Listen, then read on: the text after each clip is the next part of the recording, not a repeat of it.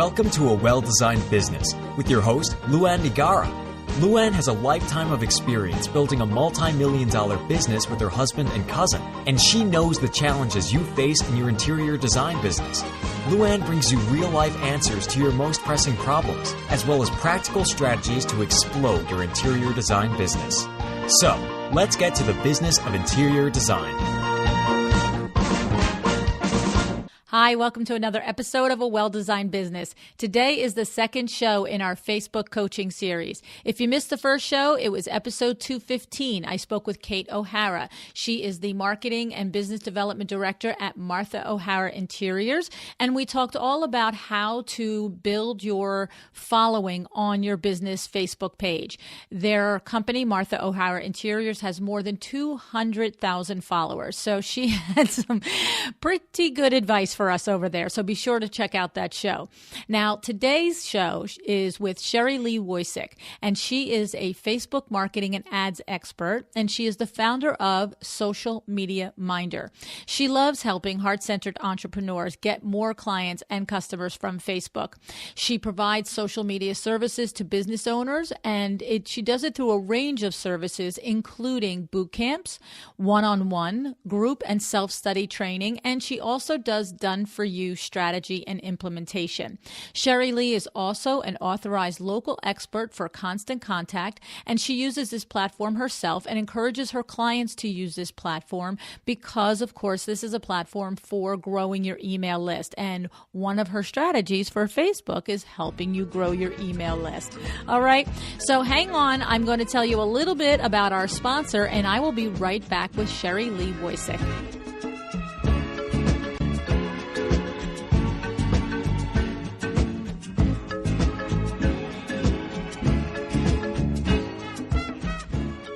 I'm so proud to tell you that our podcast is sponsored by Cravat Inc., featuring CuratedCravat.com.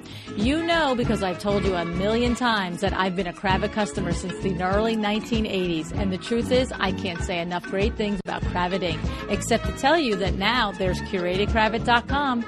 At CuratedCravat.com, they work so hard to source high-quality items for you and for your clients. And they really do make it very easy to find that unique piece to complete your interior design project. Do you know what a couple of my favorite parts are? First, it's trade only. That's right, they have your back at Cravat Inc. Second, they have no minimums. Isn't that awesome? And third, the ordering process is a snap. Design, click, delivered. It's so easy. You need to visit CuratedCravat.com today and be sure to use your discount code CKPodcast. You get to use that code for one order and you will get 10% off that entire order. CK Podcast at CuratedCravat.com.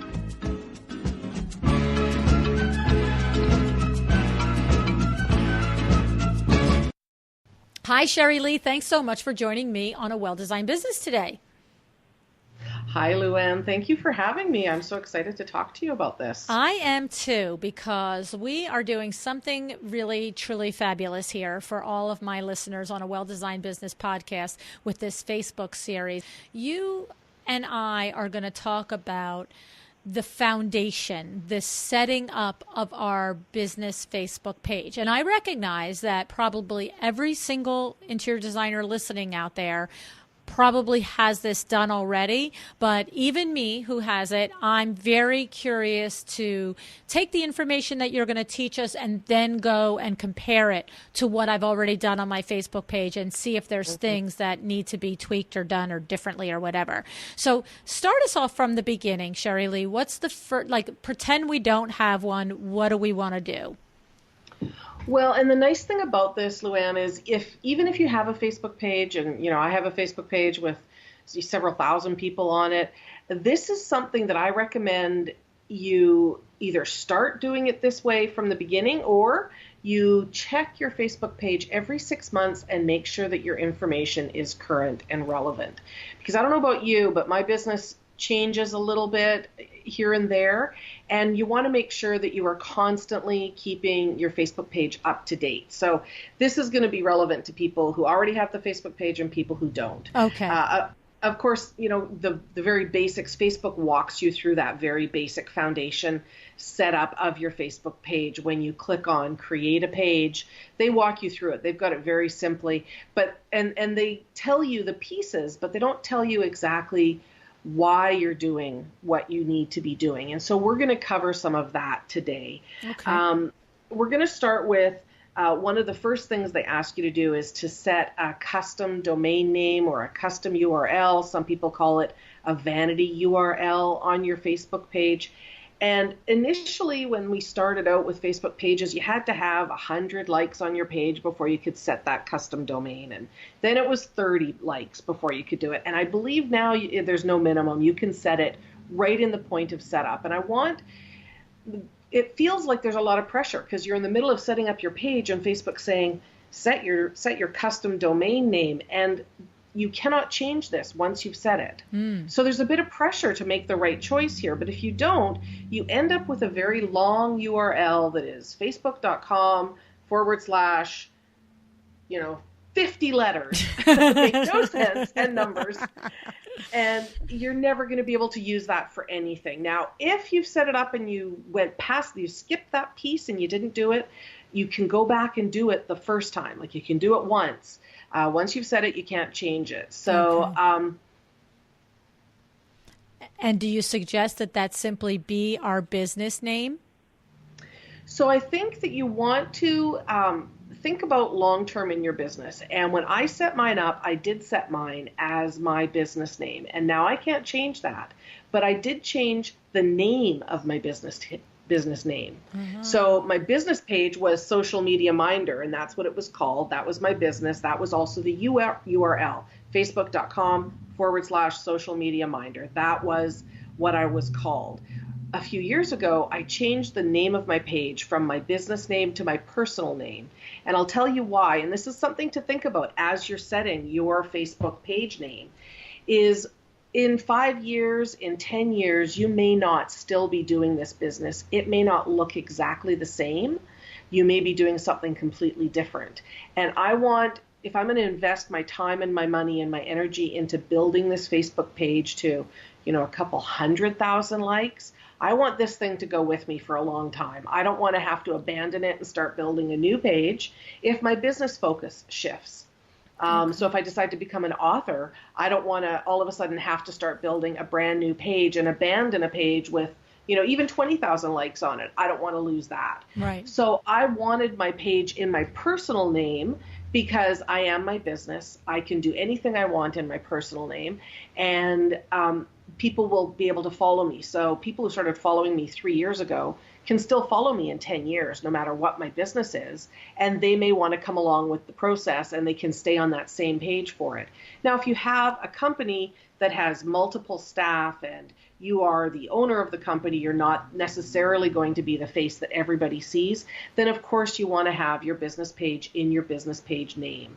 So it depends on where you're at in your company, what your company looks like, and where you want to go, how you want to name it, and what you want to set that URL at. If you are a company with multiple staff, maybe more than one location, and you're growing, then definitely use your business name as that dedicated URL. So it's facebook.com/your company name. So it makes it so easy to put it on your business cards, right, on your letterhead, share it on your website, and even just tell people at networking events when you meet them and they say, how can I connect with you? Well, you can just say fb.com and then the name. Okay. Right? Because if you put in FB, it still defaults to Facebook. You don't have to type in Facebook each time. Okay. So for most of our, for our audience who are interior designers, if their firm is called Sally Smith Interiors, then they could call it Sally Smith Interiors. If it's, I just interviewed Rhea, so Tumbleweed Interiors is on my brain.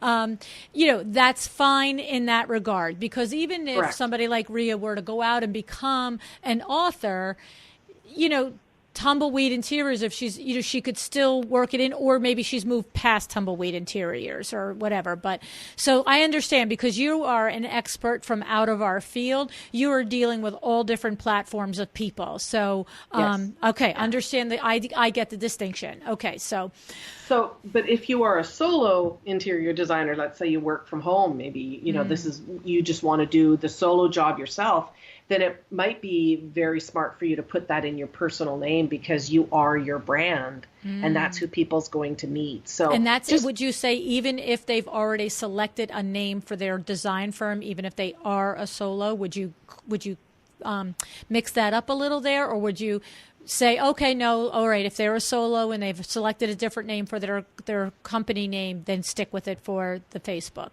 So I think you have to think about then your long-term plan for your business. If in 10 years you want to build your brand so that you do have more people working for you, stick with your business name. If you are doing this and you are a solo entrepreneur and you have a business name, you're not going to go wrong by using your business name. The thing that we're thinking about in the future is how are we going to build our best relationships and our best connections with people? And really, people don't engage with brands to connect with, brands and to have conversations. When people like, some of the big names out there like Walmart and Nike, they're liking those to get discounts and coupons and advance notice of things. They're not really liking that to have a conversation with the CEO. Okay. But if we are a smaller business and, we build our business on relationships, then people really want to feel that person-to-person connection. So that's the piece to think about, is being able to deepen that connection relationship with people on Facebook. And are they going to feel more connected if they can see your face in the profile picture as opposed to a logo? And if they can see your name as opposed to your company name? Because when I respond to posts, I don't respond the same way to a post from a page that says the company name on it as I do if it says a person's name on it. Okay. And then let me ask, and one distinction there. Can the name of the Facebook page for the public viewing be different than the URL name? Absolutely. Okay. So in other words, a designer could even decide to say, I'll make the page called Sally Smith, Facebook.com/Sally Smith, but this page still reads as Sally Smith Interiors or Tumbleweed Interiors. Correct. Or something like that. Okay. So I think that's great. It's well worth at least just exploring that little bit of a question. So that's terrific. So what's next? We name our page, we select our URL name. What do we do next? So then you've got some pieces of property there to fill in, and Facebook encourages you to do that during the setup piece. There's your cover image, which is that large piece at the top of the page that has a big image there, and then there's the profile image, which is that smaller piece that goes out with all your posts. Now, again, we go back to, we'll deal with the profile image first. If you are a larger company that you have multiple staff and you've got people that are going to be doing business with other people in your business, not just you, then go ahead and use your logo. And Facebook always says, put your logo there. I disagree if we are a small business or a solo entrepreneur or a service-based entrepreneur that is really wanting to build relationships.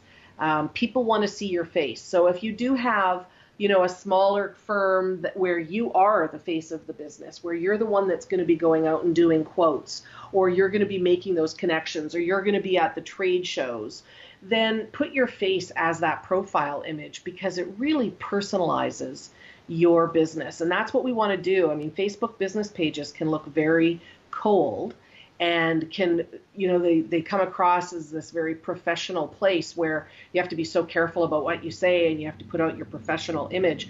We want to personalize it more and make it more friendly. So if it's appropriate for the size of your business and what you want to accomplish, put your face as the profile picture so that people feel a deeper connection with you. Okay. If it's better to use your logo, then do your logo if that's a better fit for the size of your business. Okay. And then the cover image is such a fabulous opportunity for us to share with our audience and prospective audience what we do and who we serve and what they get from working with us without, having to say it very overtly. So I'm always looking for the cover pictures to be something that's very emotionally responsive for our audience.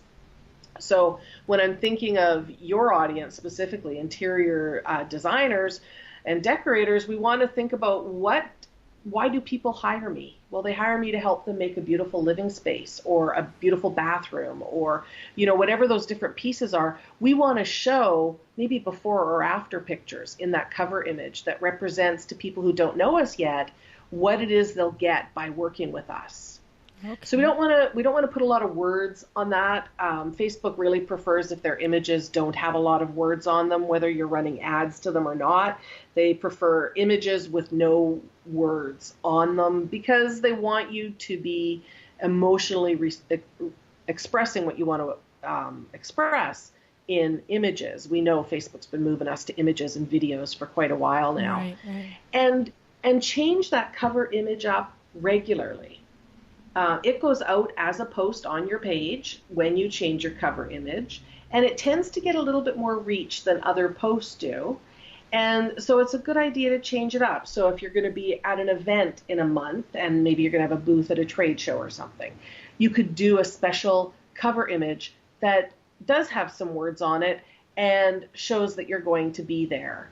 You could do one that shows some before and after work that you've done. You could use it a little bit to show a bit behind the scenes. Get a picture of your team in the coffee room at lunchtime or in an event that you maybe are doing or at a big project that you're doing together or, a couple of you out shopping for pieces for a project.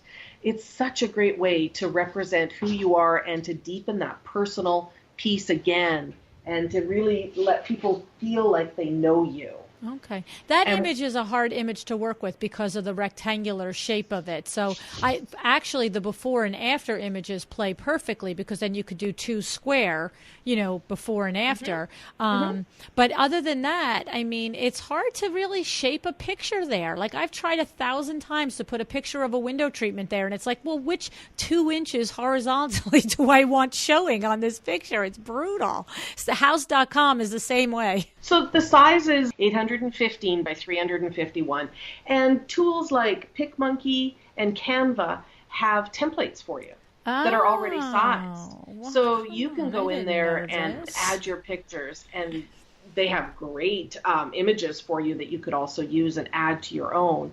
So, they can be a little tricky size-wise if you've got your own pictures. Just remember to when you're taking pictures, turn your phone on the side so you're getting one that's already shaped wider than taller.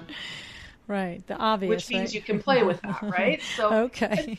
One trick to do with your cover image, when you're on Facebook and you click on any picture, another window pops up in front of whatever you're looking at, and it's just a picture. It's just that picture again, right? You know what I'm talking about? And then to the right-hand side is the comments and things there. When you change your cover image, click on it yourself so that happens, and then add information like your contact information, your website, information about what you do, or if you have a freebie that you're giving away in the comments of the cover image. Oh, okay. So that when people do click on your cover image, you've made that a piece that you can use to take them to your website, to a landing page, get on your email list. You can make some offer there in the comments. It's not going to be your most responsive, conversion piece, but it is just another little piece that you can do that keeps you covered in all the places that can add to it. I love it. Okay, so now just let me clarify something about that PicMonkey and Canva. Obviously, not every single picture, but are you suggesting that these are devices, little programs that you could play around with putting your pictures in, and then it will convert it to the right size, and then you could see if it's appropriate, and then you go, okay, that one worked, that one didn't work. Is that what you're explaining? If you need to size any picture for your cover image, then I always use one of those. Or, I also use Fiverr.com, and I hire somebody there for $5. Oh, and you give them the picture and tell them that you want it to be 815 by 351. Yeah. I didn't know that we could do that. Okay, so that's another good tip. So Fiverr or these other things. Okay, awesome. I never knew that. Okay. Yeah. All righty. I love it. Okay. So that's a great way to use those images. And then the other thing around your setup that you want to make sure is done is fill out the sections on your page, like your About section. And Facebook gives you a lot of opportunities to tell the world who you are and to make it easy for people to connect with you. So make sure that you are filling that out on your page, and that you check it every 6 months or so, just to make sure that it stays relevant.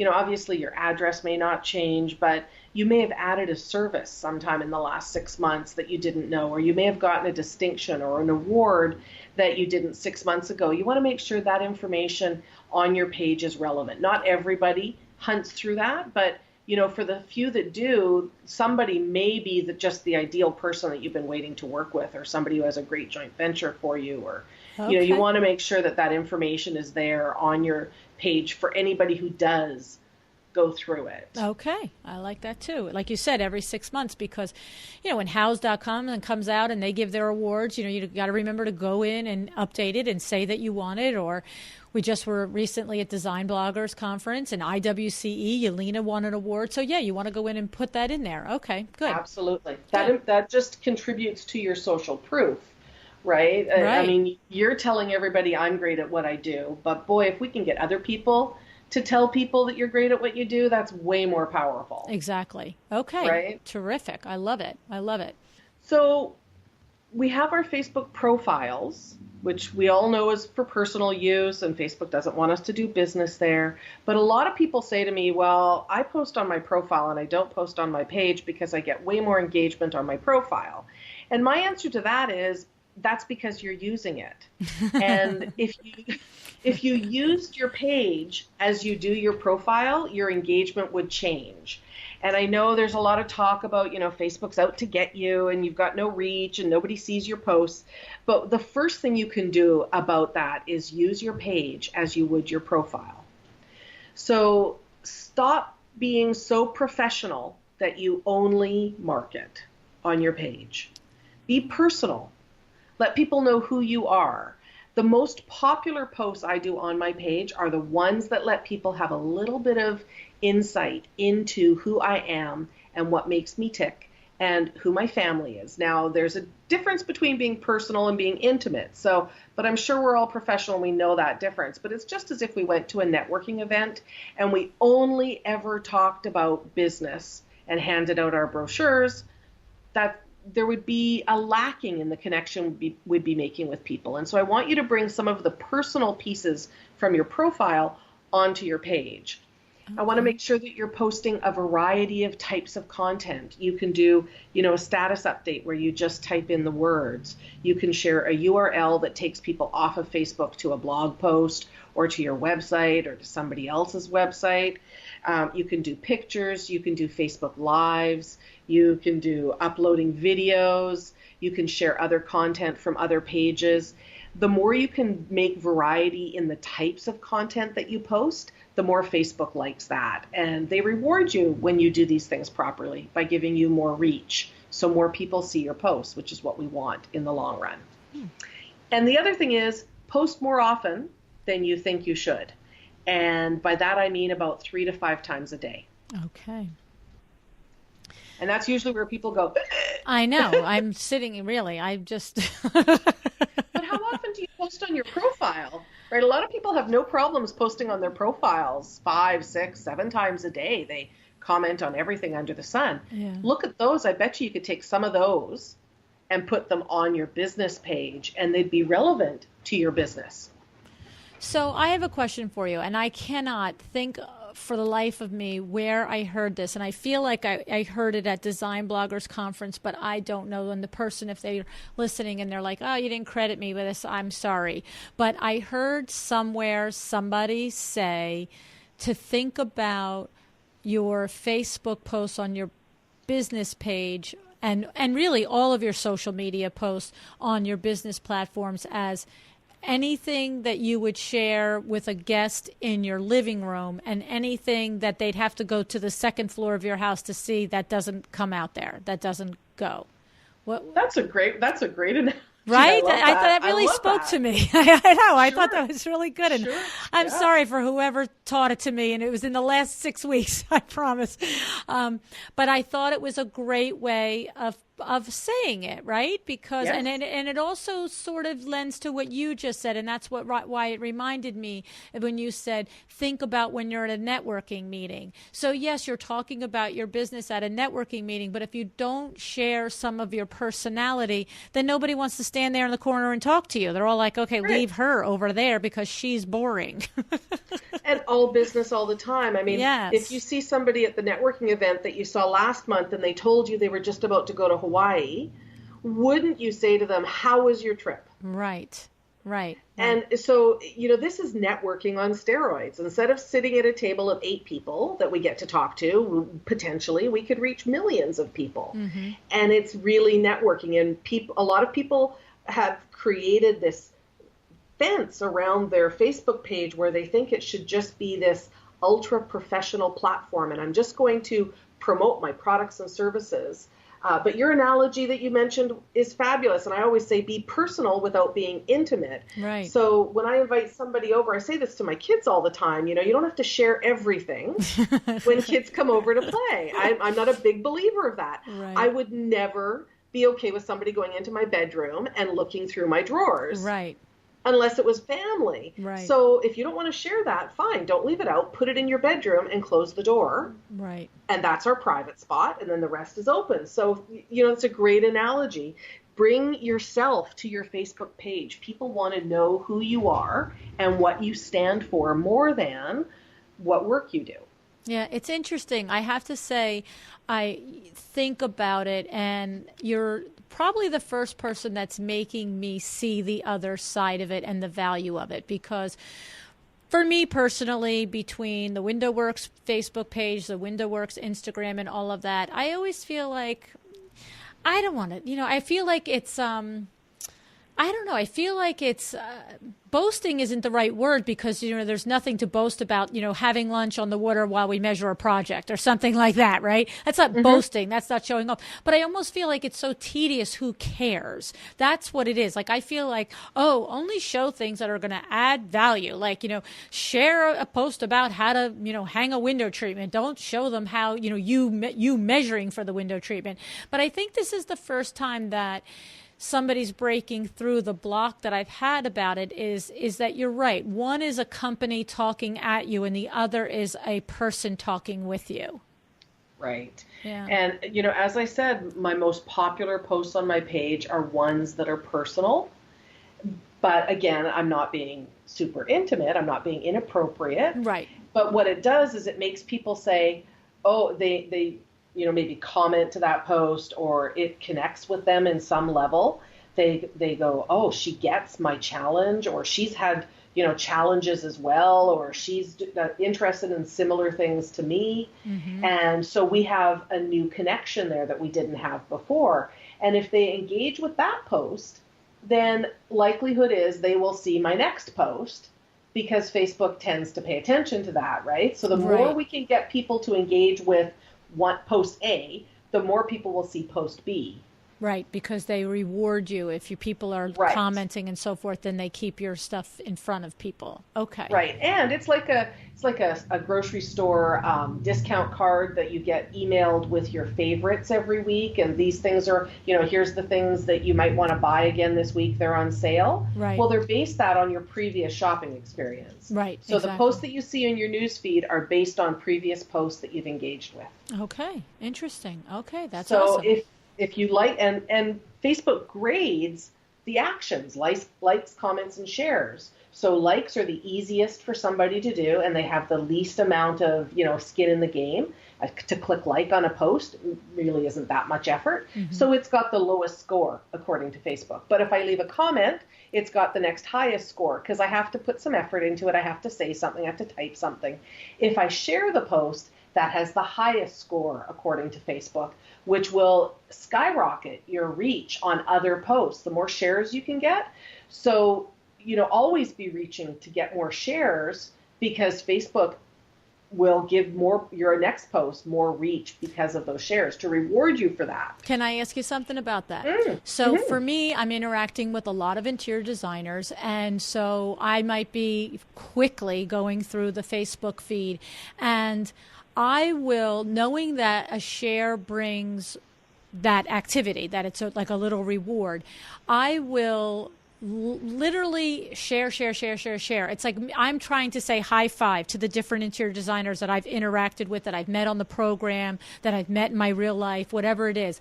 But there's times when I'm just really doing this, in between commercials while I'm watching Scandal. Let's be real, okay?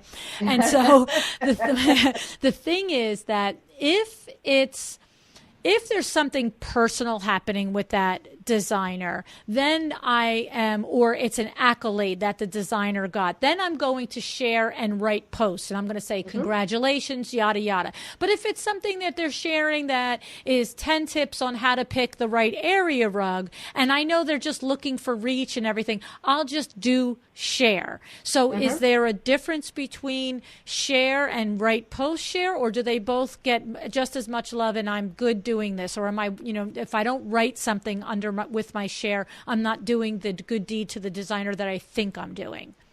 So 2 pieces to that. According to Facebook, just sharing without any comments is fine. It's the action of the share that's fine. However, you're missing out on an opportunity with your audience, because if they just see the share, unless you add your reasoning and thinking behind sharing it, why would I read it? Mm-hmm. Because right. I So don't if I really want to do the true good deed. Right.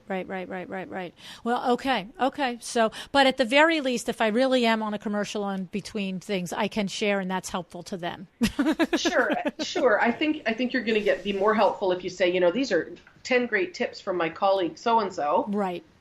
And then I would know why you shared it, and what you thought of why it would be relevant to me, and I would be more likely to click on it. But, a lot of people see links and things that are shared on Facebook and don't necessarily look at them because they're expecting some bait and switch somewhere down the road. So in taking an extra minute to type why you're sharing it, will it definitely increase how many people look at it, which will increase your engagement as well. Okay. See, and I have not necessarily been, not that I don't think what the particular designer has posted will not be of benefit to whoever's on my feed. Of course, I know that it is, but I've mostly done it from the standpoint of trying to benefit the designer. You know what I mean? So, but I see that it even benefits the designer more if I just say anything like woohoo or something. Right. And don't forget to be sharing it from your page, not your profile. If you're sharing it, share it as your page. Oh, right. No, I see. Yes. No, I do that. I do switch. Good. And if I don't, I'm just because I forgot and I'll go like that, But yes, no, I do. I hear you. When I'm sharing the designer's work, I'm sharing it I switch it to WindowWorks to share over there. Yes, exactly. Right. Okay. And so when you do share it on your page, that's one of your posts for the day. Right? If you're trying to hit with that in that 3 to 5, that seems to be the sweet spot these days that I found. And I'll be honest, I don't always hit them, right? Some days it's 1 and some days it'll be 7. It just depends on what's going on. But my focus is to share content that will add value to my audience or allow them to know me a little bit better, or will help me learn about them within that. So, I look at my posts on Facebook as market research in most cases. So if I'm sharing somebody else's post, then that's about, I want to share this information with you because I think it's going to help you with whatever your mission is. But if I'm creating the post, for the most part, I look at it as market research. And so once I realized that I could look at it that way, it freed me up from being discouraged when I would make a post and nobody would respond. Oh, that's a good way to look at it. It's just a little spin in your head. Okay, so that test didn't work. As opposed to nobody liked it. So the question is, did we post, if nobody responded, if we posted something and there was no likes, comments, or shares at all, maybe it wasn't the right content, so nobody was interested, but maybe we didn't post it at the right time of day. Okay. Because that's important as well. So right on your Facebook page, within the settings tab, so settings is up at the top. If you click on that and then click on posts, you will see a graph. And the graph represents the time of day in your time zone over a 7-day period of when the people who like your page are actually on Facebook. Okay. Now, isn't it smart to say that if they're on at 3 o'clock in the afternoon, that would be a great time to make sure a post is going out onto your page, because they have the most chance of seeing that post organically. Right. Okay. So if you're posting at 9 o'clock at night because you're in a commercial of something, your audience isn't there, then you're kind of wasting the time, right? Right. Okay, and so you can go right into settings and look at that. Mm-hmm. Okay. And it's a 7-day cycle. So check it every 7 days because it will change a little bit. Okay. And then pick the top 3 times of the day that your people are in on Facebook, and make sure you've got 3 posts that are going to be really valuable to them going out at that time. Okay. And then your shares, maybe 2 shares during a day, can go out in between those places to fill in the quieter area, the quieter time. But focus your content to go out at those top 3 peaks when people are going to be on. And then use those posts that you're creating to learn more about your audience, to learn more about what they want from you. And when you get no comments, you have posted it at the right time. So that's one of those factors that you've dealt with. So then the next thing to look at is, okay, that is feedback to me from my audience. They didn't like that post. Right. That's not the right content. It didn't engage with them in some way. It didn't grab them. Remember, we're sitting at the news feed. We don't come to your page to see your posts in most cases. Right. We anticipate seeing them in our news feed. We get kind of hypnotized. Right. And we're scrolling and scrolling and scrolling, and we're not really taking anything in. So we need to stand out in the newsfeed with pictures that have bright colors, that are emotionally responsive, that are engaging, so that it makes people stop that hypnotic thumb scroll to the pictures, what we want to stop them, and then they're going to look at the copy. So I'm just going to say here, like you're talking about considering it market research. So if you put a post out and it has no likes or no shares or whatever like that, obviously take a look at the content and what it was, right? And I just want to add, because I know there's probably maybe 20 or so different designers that I'm interacting with and on Facebook as a core group, and not an organized group, just, that we've come together and gotten to know each other. And a lot of them are at the very least doing the likes on everybody's post. And I noticed that some people do the share thing too. So I just want to make it clear that if I like every single post you do, like I have people that like every single post I do, we're not counting that. That's somebody that's supporting me and I'm supporting them. We're looking for those independent people that are not, in our little, social media group busting each other up here. You know what I mean? Not that we don't like things because we really like them, but sometimes we're just being supportive. Right. But that's super important to get that snowball rolling. And it's so much like a snowball. Yeah. You get that core group of 20 people, and I do that in my Facebook group a lot, where I'll give people an opportunity to share, the post that they want some help getting likes and comments and shares on. And then we get that snowball rolling. We start that happening. When I like your post or comment to your post, all my friends have an opportunity to see that post potentially. So then more people will see it, and more people like and comment and share. No, and I agree. And that's why we do it. But what I'm saying is, if the only likes you get are the same 5 people that like everything you do, then that post is not working for you. In other words, discount your people that are your homies that are helping you. Right. Like I'm thinking of Rachel. She and I are always helping each other like that. And Veronica, there's a bunch. And there's just a bunch of people that are always, propping each other up. It's awesome. It's great. So, but we're looking for individually. Yeah, we should all have that in our business, though. That's tremendous to get things started. Yes. But then you want to get the new, want to reach the new people. And those friends helping you out are going to help you reach those new people. Exactly. But then it's on you to have the right kind of post at the right time to connect with those new people. Exactly. And catch them, right? Yes. And so one of the things that I really like to do is use my post to learn more about my audience. And you guys have an awesome opportunity in your industry because you have so many visuals and you have such a visual business. So one of the things I do, usually about once a day, maybe once every couple of days, is I ask a very specific question on my page. So I will, I'm thinking of examples for you. You could ask about styles of decorating or colors of spring. Which color do you like best? So it's those kind of questions that will give you information about your audience. It might help you design your next freebie that you're giving away, or your next program that you might be running, or help you design just somebody's lovely living room, for example. So asking those kind of questions are your true market research. But then you can supercharge how well those work. I like to do questions that have multiple choice answers. So, and usually 4 answers. So, it might be, what's your favorite color? Blue, yellow, pink, and purple, let's say, for example. I would then go out and find 4 pictures of those colors. And I would upload those 4 pictures at the same time as I ask the post. So I write the post, and then I upload those 4 pictures. This post now sits differently in the newsfeed. It looks differently if you've got 4 pictures in a post as opposed to 1 large picture. So it has that impact of breaking that hypnotic scroll. People go, oh, why are there 4 pictures there? I want to look at that. And then they see the question, and then you have a call to action. Let me know which color you like best. They can now answer that question by just typing A, B, C, or D in the comments.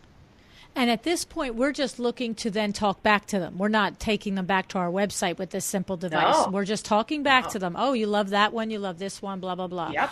I love that, because you're right. Our industry is so prime for that. They could do, 4 little, 5 or 6 pieces of a grouping of fabrics, say, together. And one is a grouping of blues and one is a grouping of greens, and just ask which one, which ones do you like better? And it doesn't even have to be color coordinated. It could be just 4 separate types of groupings of fabrics, of patterns, styles. What do you like better? That's so easy. Yep. Now, are we okay to just make these pictures on our iPhone, or are we talking these have to be like works of art? No. Well, they can be works of art on your iPhone, but make them on your iPhone. Make it super easy to to get this done quickly. Yes, because if you didn't say on my iPhone, I was done. I was over it. I'm moving on. Right. No, we want to make this so simple, because of course you don't want this to take a lot of time. But then I'm also going to encourage you to not just stick within questions around your industry. Okay. Broaden those questions out a little bit. Friday afternoon at 4:00, right? Oh, it's happy hour somewhere. Wine or beer? Yeah. What's that got to do with your business? Nothing, but it's about building relationships. Okay. People will remember you and go, oh, I prefer wine, or whatever they're going to say. The thing is, your next business post is going to get greater reach because you got people to answer a fun post. Okay. So then they'll be more likely to see your next business post. Okay. You could do a picture of 4 different styles of kitchens. Right. And that may not be your business, but you've got 4 different styles of kitchens. Which one do you prefer? A, B, C, or D? Right. And then people will answer it. And as soon as you get that engagement going, it's so easy to keep it going. And it's so much fun then. And people answer your questions, and then they remember you. And then they start seeking out your posts. And then they're answering all your posts. And then as soon as they need you, they're remembering you because you've entertained them. Right.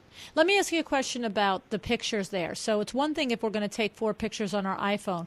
What are the rules about, if like your example of 4 kitchens, what are the rules about capturing 4 pictures of kitchens off the internet? Can I then just post them there in a question on Facebook, or is that because you can't really do that on a blog post. You're not supposed to do that on a blog post. Just take an image and not credit the original source and the photographer and all of that stuff.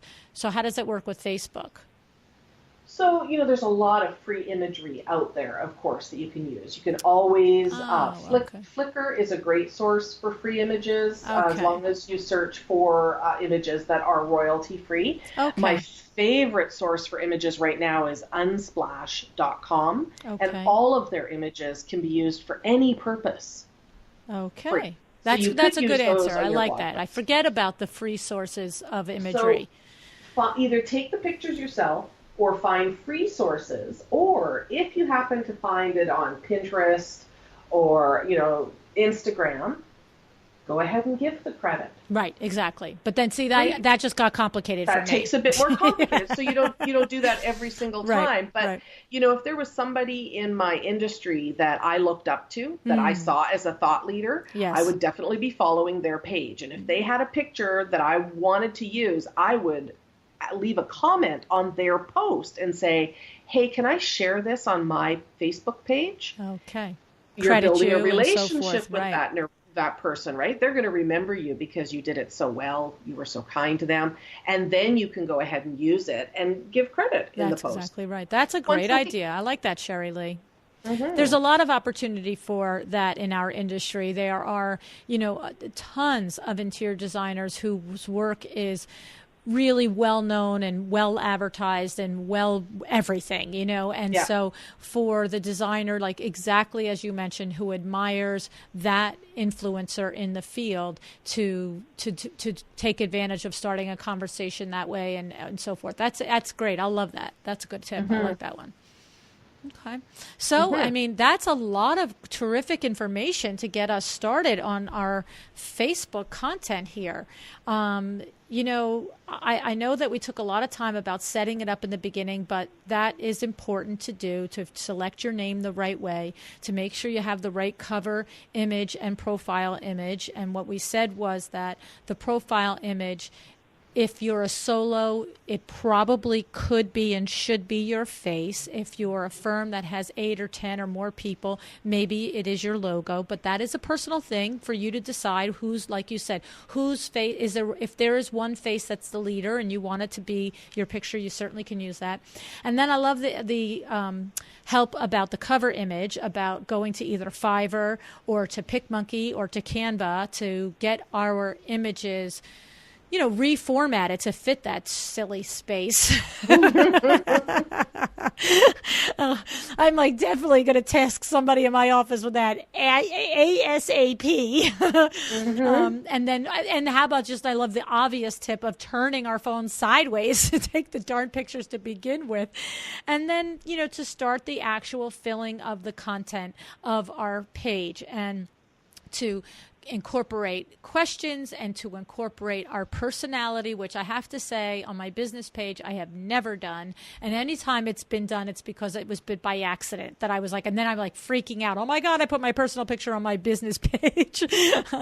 But you're the first person, I said it during the interview, the first person that actually enabled me to see the other side of it and understand that I heard the fine line of the downstairs and the upstairs, but I still walked away and went, yeah, not me. But now I do get it. And you know what I actually related it to is on the podcast. On the podcast, I share my personal stuff all the time. And it is part of what I know when I listen to other podcasts. I want to know what the person's like. And so it really was a little light bulb moment for me, Sherri-Lee. Awesome. It's like the same thing. Yeah. On the Facebook page, it has to have some personality. So I love that. And then I didn't know about the settings page, to go to that tab and analyze when we're getting the most interaction with our pictures and find out the times of day and identify the top 3 times of day. And then those become our most important posts, and sharing other people's posts and commenting on the share. And they can be our filler in post, and that helps our buddies and it helps us as well. And then the last thing was the questions and the opportunities to put 4 pictures up and to put 4, have 4, choices as our 4 answers. And then we get a conversation going with our people. And I think these are all really, really awesome tips. I've had a lot of conversations about Facebook in my lifetime here. And these really spoke to me. I hope that they spoke to, my buddies out there too, but they really did speak to me. So that's fantastic. I'm happy to hear that. I'm glad that you saw that there was some value there. I'm excited to see you taking some of that and running with it to use on your Facebook page. I think you'll be amazed at the difference in how your page can work for you. Yeah. And I have to say, it'll make it a little bit more enjoyable, truthfully. You know what I mean?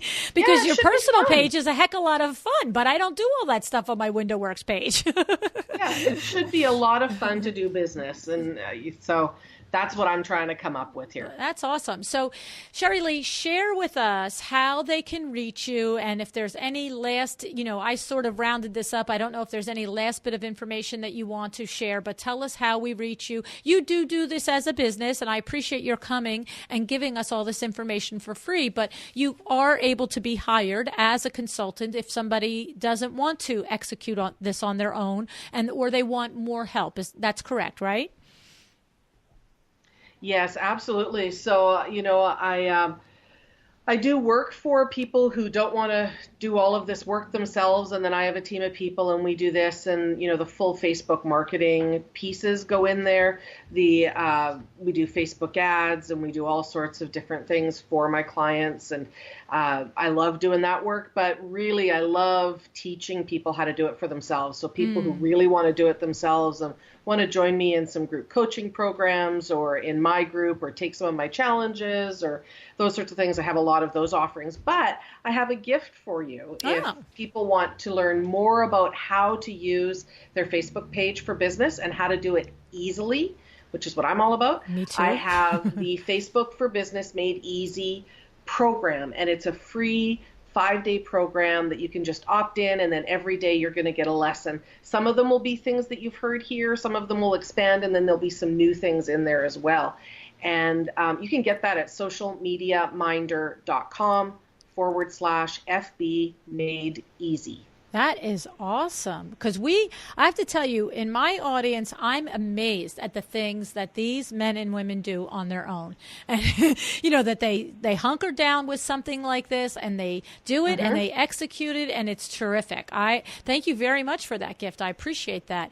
And I really do thank you for sharing your tips right here with us. And I said it already. I have learned something. I had a few aha moments and light bulb moments, and I love that when that happens.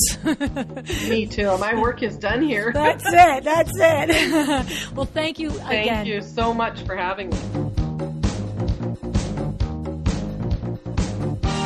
Thank you for joining me again today for another episode of A Well-Designed Business. This podcast is a production of WindowWorks in Livingston, New Jersey, your trade resource for custom window treatments and awnings.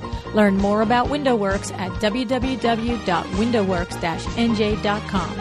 All of our music is original music by Room 2 Productions. Please contact us if you want to learn more about original music for your business or your events.